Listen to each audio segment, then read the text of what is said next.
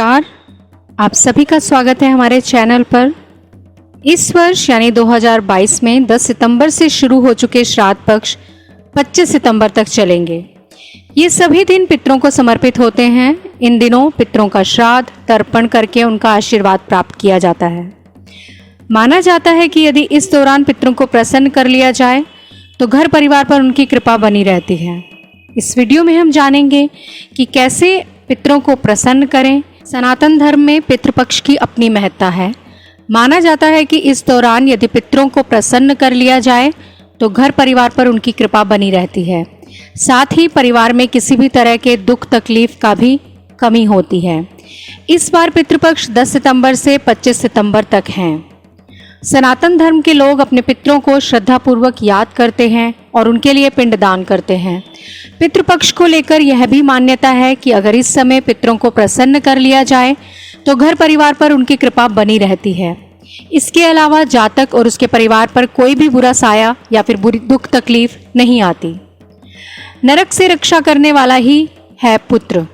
शास्त्र कहते हैं कि पुन्ना नाम नरकायत त्रायते इति पुत्रः, अर्थात जो नरक से त्राण रक्षा करता है वही पुत्र है। श्राद्ध कर्म के द्वारा ही पुत्र जीवन में पितृऋण से मुक्ति हो सकती है। इसलिए शास्त्रों में श्राद्ध करने की अनिवार्यता कही गई है।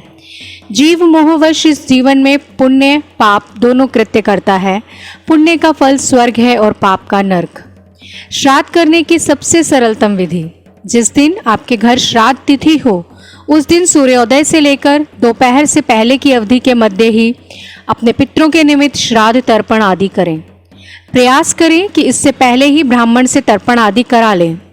श्राद्ध में राजमा, मसूर, अरहर, गाजर, कुमड़ा, गोल लौकी, बैंगन, शलजम, हींग, प्याज, लहसुन, काला नमक, काला जीरा, सिंघाड़ा, जामुन, पिपली, कैंथ, महुआ और चना, ये सब वस्तुएं श्राद्ध में वर्जित हैं।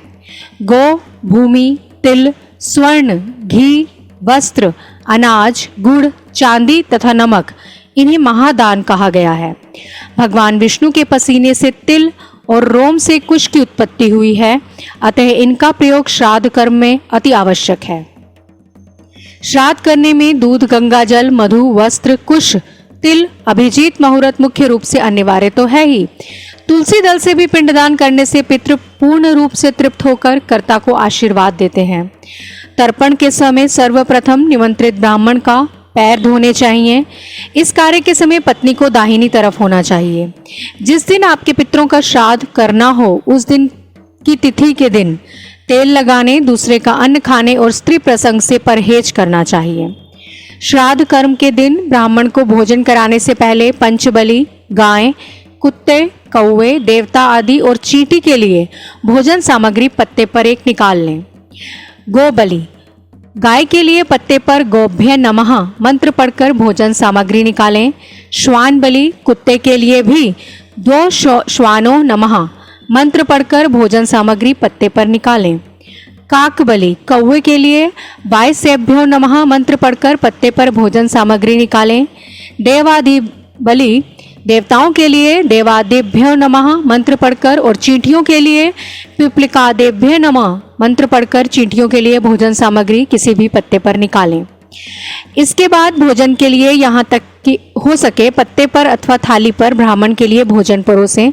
दक्षिण दिशा की ओर मुंह करके कुश, तिल और जल लेकर हथेली में स्थित पितृतीर्थ से संकल्प करें और 1 या 3 ब्राह्मण को भोजन कराएं। भोजन के उपरांत यथाशक्ति दक्षिणा और अन्य सामग्री दान करें। साथ ही निमंत्रित ब्राह्मण को की 4 बार प्रदक्षिणा कर आशीर्वाद लें। यही सरल उपाय है जो श्रद्धापूर्वक करने से पितरों को तृप्त कर देगा और आपके पितृ आशीर्वाद देने के लिए विवश हो जाएंगे, जिससे आपका कार्य, व्यापार, शिक्षा अथवा वंश वृद्धि में आ रही सभी रुकावटें दूर हो जाएंगी।